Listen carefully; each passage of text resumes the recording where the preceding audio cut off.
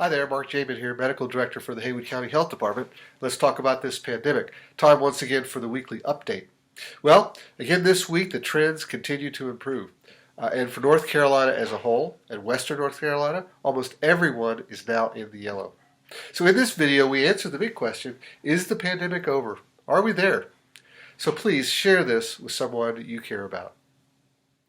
Around the country as of yesterday, no states in the red. And we've not seen that for over a year. For instance, Michigan, which was at the highest rate recently, well down into the orange, and Rhode Island jumped all the way through the orange and is actually now down in the yellow. 18 states actually are in the orange, 5 of those very close to breaking into yellow. There are 34 states now in yellow, and the lowest rate remains, as it has for the past several weeks, in California. However, please note that no states are yet in the green.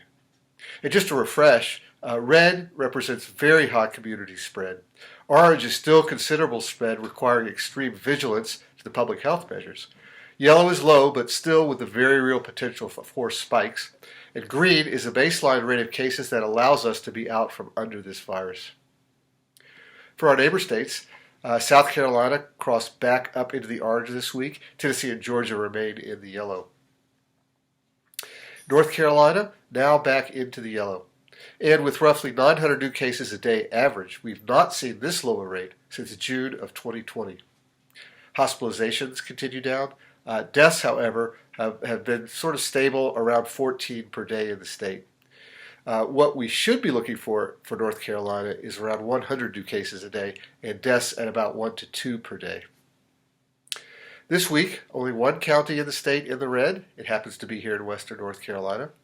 There are 34 now in the orange and 64 in the yellow. That's up from 51 last week. Nearly 2/3 of the state now down in the yellow, and 2 counties in the green.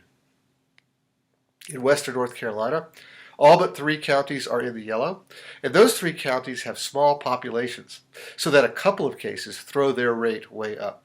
And if you look at the average number of cases per day for those 3, it's in the 1 to 3.5 range. Clay, for example, at 3.3 cases per day, actually has the highest rate per 100,000 in the state and is the only red zone county in the state. But its numbers are low. And note Cherokee County, which has really come down in the past 2 weeks. As far as test positivity, everyone reporting at the lowest levels in close to a year.